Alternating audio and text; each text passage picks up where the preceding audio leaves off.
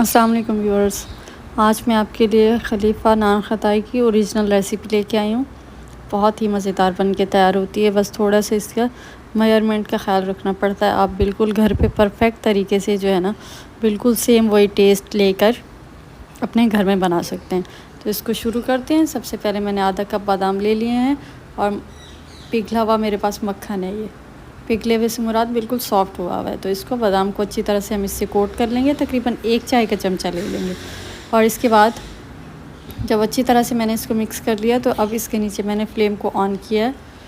तो 2 से 3 मिनट तक बिल्कुल लो फ्लेम पर हमने इसको रोस्ट करना है कि इसका अंदर से मॉइस्चर जो है ना वो ख़त्म हो जाए, ताकि हम नान खताई को जब स्टोर करें तो वो ख़राब ना हो, क्योंकि बादाम के अंदर मॉइस्चर होता है। तो इस चीज़ के लिए हमें इसको अच्छी तरह से रोस्ट करना है, तो ये क्रंची भी हो जाएगा और इसका मॉइस्चर भी ख़त्म हो जाएगा।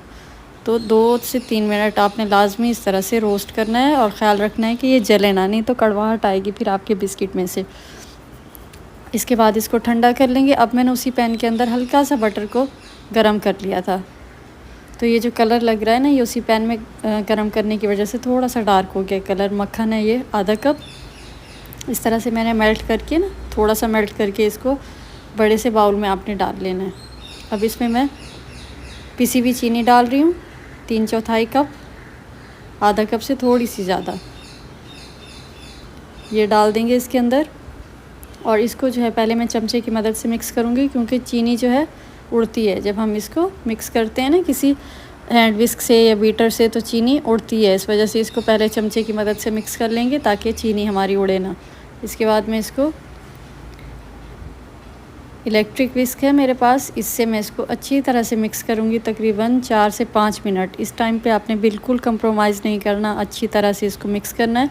अगर आपके पास ये इलेक्ट्रिक बीटर नहीं है तो आप हैंड विस्क की मदद से भी कर सकते हैं। 6 से 7 मिनट लग जाएंगे, लेकिन जब तक ये क्रीमी ना हो जाए, बिल्कुल एक तरह का कलर भी चेंज हो जाएगा और बिल्कुल ये जो है ना क्रीमी से फॉर्म में आ जाएगा, जब तक आपने इसको अच्छी तरह से मिक्स करते रहना है।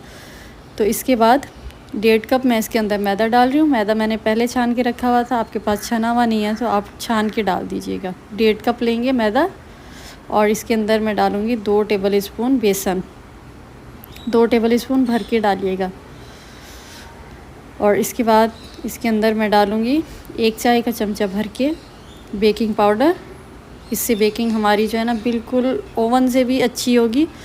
ओवन वाला जो होता है ना वो तकरीबन कहीं से जल जाता है या कहीं से हीट ज़्यादा आती है या कुछ, लेकिन अगर आप पतीले में इसको बेक करेंगे बहुत अच्छा बेक होगा। और बेकिंग सोडा डाला है मैंने 2 पिंच। अगर आप इलेक्ट्रिक ओवन में कर रहे हैं तो फिर ज़्यादा अच्छी बात है। इसके बाद जो है 2 पिंच मैंने इसके अंदर मीठा सोडा डाला है और 1 चाय का चमचा जो है इसके अंदर बेकिंग पाउडर डाला है। और 1/4 चमचा जो है आपने चाय का जो चमचा होता है इसके अंदर इलायची का पाउडर डाल दीजिएगा, इससे खुशबू आएगी, फ्लेवर बहुत अच्छा होगा। पहले हम चमचे की मदद से इसको मिक्स करेंगे।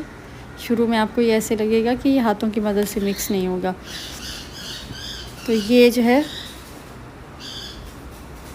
जब मिक्स हो जाएगा तो हम इसको हाथों की मदद से मिक्स करेंगे 3 से 4 मिनट। हाथों की गर्मी से जो है ना ये मक्खन होगा, या आपका देसी घी में भी भले बना रहे हैं तो आपका जो है ये हाथों की मदद से जब इसको मिक्स करेंगे तो मक्खन जो है आपका और मेल्ट होगा। हाथों की गर्मी से ना तो और पतला हो जाएगा, तो इस चीज़ का ख्याल रखिएगा। अगर आपको ज़रूरत हो तो आपने 2 टेबल स्पून मक्खन और डाल देना है, अगर ज़रूरत हो तो 2-3 मिनट के बाद, अगर ज़रूरत महसूस हो तो। नहीं तो आपने हाथों की मदद से अच्छी तरह से इसको मिक्स कर लेना है। इसके अलावा ना आपने इसमें दूध डालना है, ना कोई किसी किस्म का कोई और ऑयल डालना है। बस मैंने भी 2 टेबल स्पून इसके अंदर और घी डाला था, या मेल्टेड मक्खन जो भी आप डाल रहे हूँ ये शामिल कर दीजिएगा। इसको हाथों से अच्छी तरह से मिक्स करेंगे जब तक ये बिल्कुल आटे की तरह नहीं हो जाता ना, लिक्विड फॉर्म डो होती है जैसे, इस तरह से आपने इसको अच्छी तरह से हाथों से गूंथते रहना है। दोनों हाथों से इस तरह से मिक्स कीजिएगा तो हर चीज़ इसमें मिक्स भी हो जाएगी और हमारी डो भी अच्छी तरह से तैयार हो जाएगी। अब हम इसको आधे पौन घंटे के लिए रख देंगे, कम से कम आधे घंटे के लिए आपने इसको रेस्ट ज़रूर देना है। उसके बाद इसको निकालेंगे हम बाहर, फ्रिज में नहीं रखना है ऐसे ही। तो इसको हम इस तरह से, इसकी छोटी छोटी सी नान खताई जैसी होती है, इस तरह से मैं थोड़ी छोटी बना रही हूँ क्योंकि पतीले में हम बना रहे हैं। तो इस तरह से बादाम की वजह से मेरा एक ग्लव्स भी फट गया था, उसमें मुझे पता नहीं चला। तो ये जो है हम इस तरह से सारी अपनी नान खताई तैयार कर लेंगे और कुछ फ्राई पैन में भी बनाएंगे और कुछ इस तरह से पतीले के अंदर प्री हीट करके इस तरह से बनाएंगे। थोड़ा सा दूर दूर रखिएगा क्योंकि ये थोड़ा सा ना फैलेगा तो एक दूसरे को चिपकने का जो है ना डर होगा।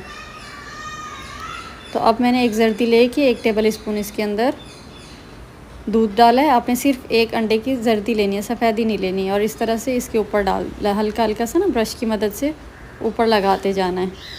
और जो नीचे गिरा है फ्राई पैन में, ये अंडा हम साफ़ कर लेंगे क्योंकि इससे जलेगा ना तो ये फिर स्मेल आएगी अंडे की। बस ऊपर ही लगाना है। अभी हमारा पतीला प्री हीट है, मैंने नीचे नमक बिछा दिया था। अब इसके अंदर जो है हम अपना जो बेकिंग पैन के अंदर हमने बनाए थे बिस्किट वो रख देंगे। और ये फ्राई पैन है, फ्राई पैन रखा है मैंने। गोल तवा होता है ना जो, इसको पहले तेज़ आंच पे प्री हीट किया और इसके बाद फ्राई पैन ऊपर रख के बिल्कुल दम वाली हल्की आंच पे रख के तकरीबन 20 से 25 मिनट बिल्कुल हल्की आंच पे आपने चेक कर लेना है 25 मिनट तक। उसके बाद ज़रूरत हो तो 5 मिनट और रखिएगा। ये पतीले के अंदर रख दिया है, इसको भी 20 से 25 मिनट बिल्कुल हल्की आंच पे, बिल्कुल हल्की आंच रखनी है आपने। तो इस तरह से हमारे जो है ना बहुत मज़ेदार से तैयार हो जाएंगे। थोड़े से ये फैल भी जाएंगे, थोड़े से बड़े भी हो जाएंगे क्योंकि बेकिंग पाउडर डाला है हमने इसके अंदर। अब हम इसको चूल्हा बंद करके इसको 20-25 मिनट ऐसे पतीले में रहने देंगे और इसके बाद इसको निकालेंगे। और आधा पौन घंटा आपने इसको हाथ नहीं लगाना क्योंकि बिल्कुल आपको ऐसा लगेगा ये कच्चे हैं, इतने पतले लगेंगे आपको लिक्विड फॉर्म में। लेकिन जैसे जैसे हवा लगेगी ये बिल्कुल जो है ना इस तरह से हार्ड होते जाएंगे और क्रंची होते जाएंगे। तो आधे पौन घंटे के बाद मैं आपको चेक करवाऊंगी। अभी मैं हाथ भी नहीं लगा रही क्योंकि ये गर्म है बहुत ज़्यादा। और इसकी जो शेप होती है ना, बादाम होते हैं ना अंदर, तो कोई ख़ास नहीं होती शेप, बस जहाँ से चिपक गया है पहले आराम से मैं इसको दूर करूँगी। आहिस्ता से इसको इस तरह से अलग अलग कीजिएगा। उसके बाद जो है जब ये कम्प्लीटली तौर पे ठंडा हो जाएगा तो मैं फिर आपको इसको तोड़ के दिखाऊंगी। इस तरह से आराम से इसको रखना है। अभी भी मैं इसको हवा में रखूँगी, उसके बाद मैं आपको चेक करवाऊँगी।